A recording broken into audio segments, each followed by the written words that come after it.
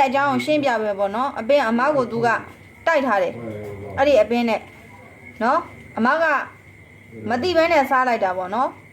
အဲ့ဒီအဖက်ကထမင်းဖြစ်လည်းဖြစ်မယ်ဟင်းဖြစ်လည်းဖြစ်မယ်တကယ်တော့ဟင်းတော့မဟုတ်ဘူးထမင်းလည်းမဟုတ်ဘူးသပင်ဖြစ်နေလည်းဖြစ်မယ်ကြောက်ခဲဖြစ်နေလည်းဖြစ်မယ်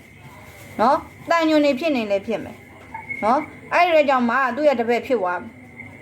သိရမလားသူ့ရဲ့အခိုင်းစီဖြစ်သွားတာပေါ့အိမ်မက်တွေဘာတွေမှတ်မယ်အပြင်မှာတကယ်တွေဘာတွေဖြစ်တတ်တယ်စကားတွေဘာတွေအမှတ်မထင်ပြောလိုက်တဲ့စကားတွေအပြင်မှာတကယ်ဖြစ်နေတတ်တယ်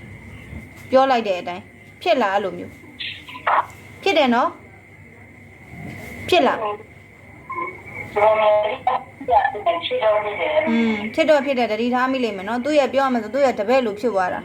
နော်ဝင်းထဲမှာအမအပင်းထည့်ထားတာဖြစ်တဲ့အတွက်အဲ့ဒီအပင်းကိုခြေဖြတ်ဖို့အတွက်အမကိုယ်တိုင်လှူမရမှာနော်ဒီသက်စာကြီးကအမလှူမလားလှူနော်အမလှူမဒီယောဂအမပြောက်မှာတလားနော်ဒီမကောင်းတဲ့ပညာရက်ကိုအမဆွဲလန်းလို့မရအောင်နော်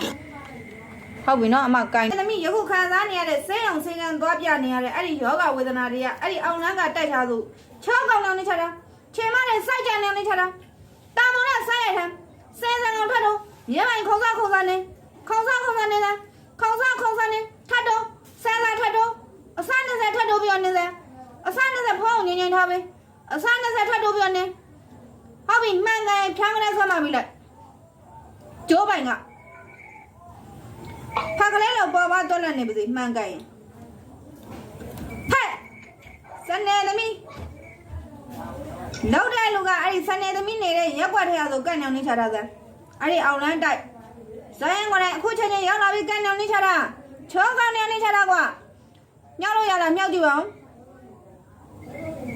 ဟုတ်ပြီရက်ွက်ထဲကလောက်တာဆယ်သာတော့ပြစမ်းဆက်ခိုးစညက်ဆက်ကဆန့်ငွေဘာတခုမှမလိုချင်ဘူးအဲ့ဒီစနေသမီးဆရာမကုသပေးလိုက်တာနဲ့မိမွေးတိုင်းဖမွေးတိုင်းပြန်ဖြစ်နေပြီမိမွေးတိုင်းဖမွေးတိုင်းပြန်ဖြစ်နေပြီအဲ့ဒီစနေသမီးအဓိကဘာယောဂအတိုက်တစ်ခုမှအဲ့ဒီစနေသမီးမှမရှိတော့ဘူးဆိုဘဲချင်းညာချင်းချောကုံနေအောင်နေကြတာညောက်ကြည့်ပါဦးမ